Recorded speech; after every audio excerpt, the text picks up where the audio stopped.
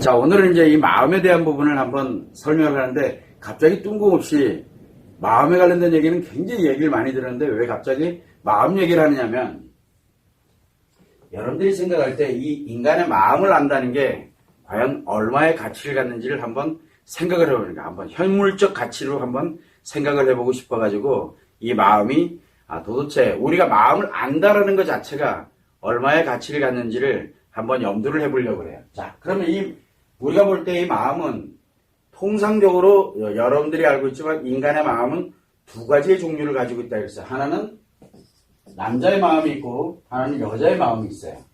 자, 근데 이 남자와 여자는 마음이 다릅니다.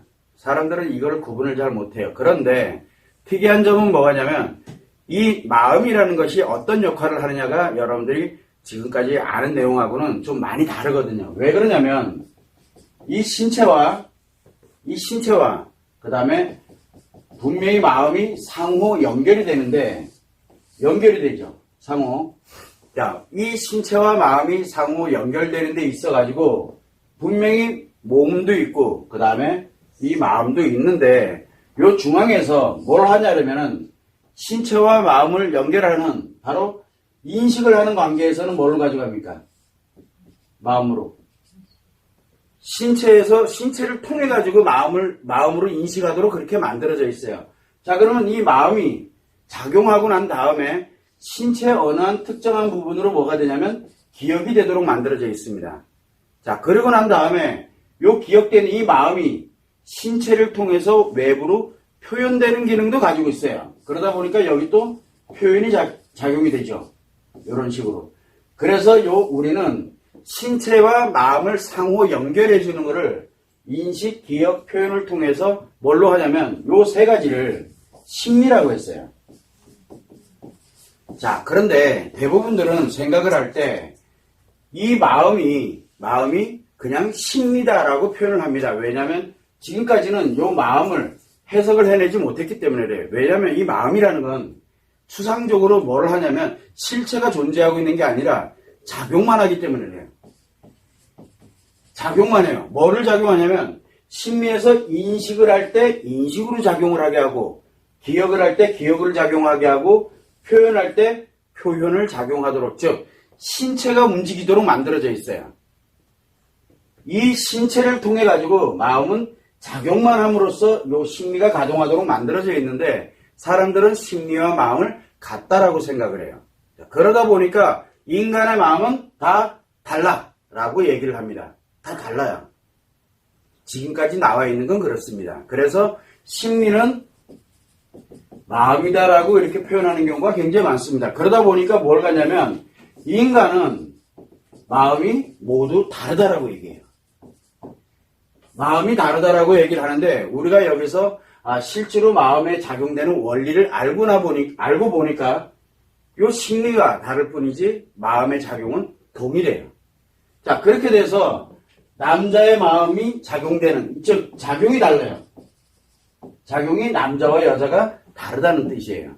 자, 그렇게 된다면은 인간의 마음을 놓고 볼 때 남자의 마음과 여자의 마음을 작용되는 이 원리, 요 작용되는 원리를 아는 거는 과연 우리가 얼마의 가치를 가지고 있는지 살아가는 데 있어가지고 여러분들이 단 한 번도 생각을 안 해봤을 거예요. 자, 그러면은 우리가 이 마음을 갖고 살아가는 이유가 뭘까? 마음을 갖는 이유가 인간이 동물하고 다른 점이 뭘까요? 자, 한번 보죠. 여긴 신체라고 표현을 했는데 요거는 우리가 생명체라고 보죠. 그냥 생명체라고 봅시다. 여기까지는 뭘로 가지고 가냐면 식물과 같아요. 생명체. 그런데 여기까지는 동물과 같아요. 그 다음에 이 마음이 작용이 될 때 우리는 인간이라고 표현하거든요. 자, 이게 왜 이 말씀을 제가 드리냐면 모든 거는 식물이든 동물이든 인간이든 생명을 기초에다 두고 있습니다. 그리고 인식과 기억과 표현을 가지고서 과연 작용이 되느냐. 그런데 마음이 작용이 됨으로써 인간이라고 비로소 할 수가 있는데, 결국은 마음이 존재하는 이유는 인간답게 살기 위한 거거든요. 즉 인간답다라는 건 뭔 뜻이냐면 바로 인간은 행복을 추구한다는 거예요. 행복. 그럼 행복이라는 건 뭐냐? 좋은 감정이에요. 기분이 됐던 감정이 됐던 좋은 거를 내가 정말로 나만 좋냐, 너와 함께 좋냐, 요 차이가 날 뿐이지 결국은 행복이라는 개념이에요. 그래서 우리는 뭘 느끼게 되냐면 바로 이 감정을 자각하고 느끼도록 만든 게 바로 마음이에요. 자, 그렇다 그러면은 남자는 남자의 마음을 갖고 있고 여자는 여자의 마음을 갖고 있다 그러면 이 남자는 도대체 어떤 행복의 감정을 느끼면서 살아가도록 만들어져 있는지, 그리고 어떻게 작용하는지, 이 남자는 인식할 때 어떻게 작용하고 기억할 때 어떻게 작용되고, 그리고 표현할 때 어떻게 작용되는지, 또한 마찬가지로 여자도 인식할 때, 기억할 때, 표현할 때 어떤 식으로 작용되는지 그 원리를 정확하게 알고 있다면, 만약에 알고 있다면, 그러면은 신체를 통해서 무엇인가가 들어올 때 여자와 남자가 다르게 인식을 하겠구나라는 것을 누구나 다 알 수 있어요. 다르게, 어떻게 다르게, 무엇을 다르게 인식을 할 것이냐도 정확하게 해석을 해낼 수가 있게 돼요. 무엇이 들어오더라도 여기에서 작용되는 원리는 같기 때문에 이 인식된 것이 그 사람에게 어떤 영향을 주는지, 그것이 나에게 어떤 영향을 주는지를 정확하게 알 수가 있게 돼요. 자, 그렇다면 인간은 남자와 여자 두 종류로 이렇게 이루어져 있습니다. 자, 그러면 인간이 궁극적으로 추구하고자 하는 행복의 관점에서 바라볼 때 남자와 여자가 상호 마음이 작용되는 원리를 하니까 무엇을 인식하느냐, 무엇을 기억하느냐, 또는 무엇을 표현하느냐는 것은 그렇게 중요하지가 않아요. 그거는 왜 그러냐면 심리는 마음에 의해서 마음으로 인식되는 거, 기억되는 거, 표현되는 것, 즉 내가 행복하기 위해서 상대방이 또한 행복하기 위해서 어떻게 인식을 하는지, 어떻게 기억을 하는지, 어떻게 표현하는지를 찾아낼 수 있는 원리가 만들어진다는 얘기예요. 이거를 알게 되면 여러분들한테 어떤 일이 생기게 되냐면, 요거는 작용을 한다 그랬죠. 작용을. 요 마음을 알게 되면은 인식이 무엇을 갖게 되냐면 내가 들어오는 인식, 즉 타인으로부터 들어오는 거 내가 가지고 틀림없이 여러분들도 인식하는 게 굉장히 많이 다를 겁니다. 다르지만 요 인식은 누구를 위해서? 나의 행복을 위해서 작용을 해요. 저절로. 왜? 마음이 작용을 하고 있으니까. 그리고 내가 그 작용되는 원리를 자각하고 있어요.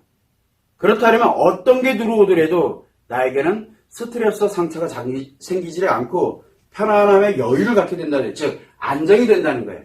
또한 기억도 마찬가지예요. 내가 갖고 있는 것이 어떠한 기억을 갖고 있는지는 상관이 없어요. 즉 기억은 인식도 표현도 기억도 다 마찬가지로 뭐냐면 경험과 지식이에요.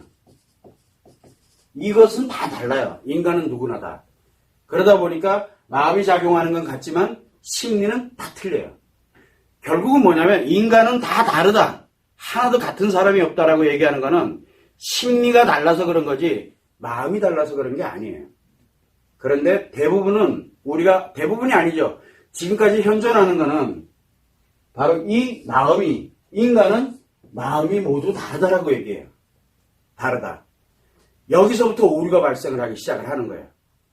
마음이 다르다 보니까 그러면 왜 저 사람은 또 이 사람은 또 왜? 라고 분석을 하기 시작을 하는 거예요. 그러다 보니까 한 사람 한 사람이 다 틀린 거예요.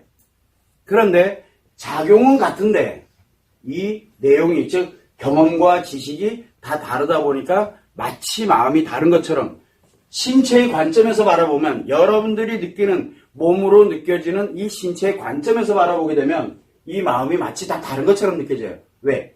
요 중간에 인터페이스 역할을 해주고 있는 바로 이 심리가 다르기 때문에 그렇죠.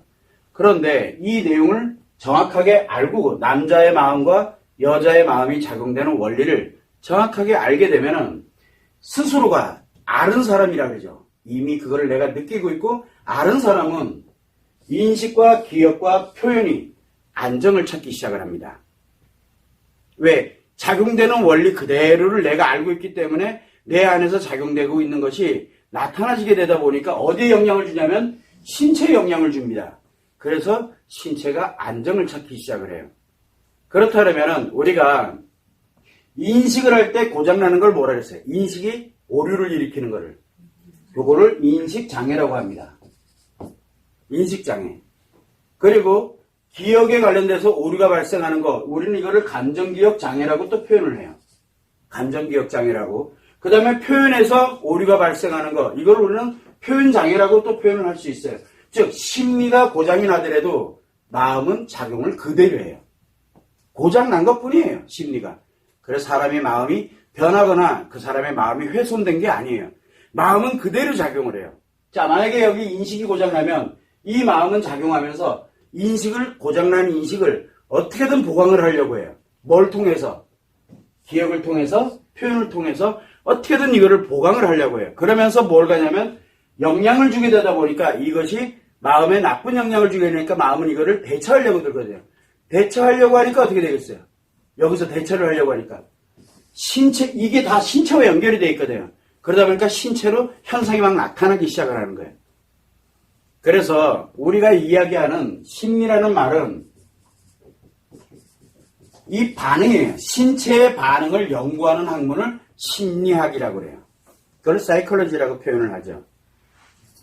여러분들은 신체의 반응을 연구하는 학문이 심리학이라는 걸 아마 모르셨을 거예요. 이 심리는 신체의 반응을 연구하는 학문이에요. 마음하고는 하등의 관계가 없어요. 이쪽 동네예요.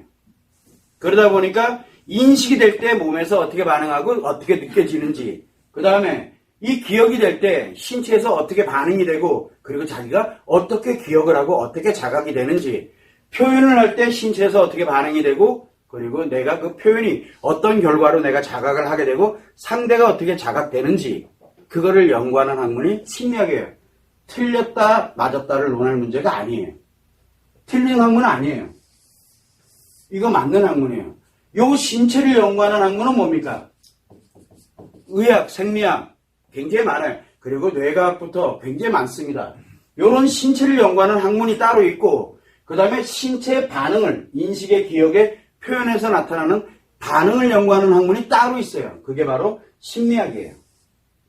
그런데 우리가 얘기하고자 하는 것은 그 심리학을 얘기하고 있는 게 아니라 바로 이 마음까지 연동이 돼서 신체와 심리가 이 마음과 상호 어떤 식으로 작용이 연동이 되느냐라는 것을 한번 논제로 제시를 해보는 거예요. 근데 작용의 원리를 알고 보니까 이 세 개가 굉장히 밀접한 관계를 갖고 연동이 되기 시작하면서 의학에서 갖지 못하는 걸 사실은 심리학에서도 갖고 있어요. 그 다음에 의학과 심리학에서 해석하지 못하는 영역을 이 마음을 적용을 함으로써 해석할 수 있는 영역도 만들어지게 되는 거죠. 물론 연구를 앞으로 더 많이 해봐야 돼요. 자, 그러면 이 인간으로 살아갈 때 마음이 필요한 이유는 행복 때문에 필요하다는데 언제 그럼 과연 행복해지느냐? 바로 인식과 기억과 표현이 인간으로서 편안하게 작용될 때, 그때 행복감을 느끼게 됩니다. 그래서 그러면 우리는 인식과 기억과 표현이 어떻게 밸런스를 이룰 것이냐, 밸런스라 그러죠. 균형을 이루는 거예요. 이 균형을 이루어가게 되면은 이 마음에서 자각이 될 때는 아프다, 스트레스 받는다, 또는 상처로 인해서 힘들다, 어렵다라는 그런 개념 자체가 없어져 버려요. 그리고 뭐든지 나도 모르는 사이에 들어오는 게 왜 그렇게 만들어지는지, 기억이 왜 그렇게 만들어지는지, 상대방이 왜 그렇게 되는지 알고 보니까 별게 아니에요. 알고 보니까.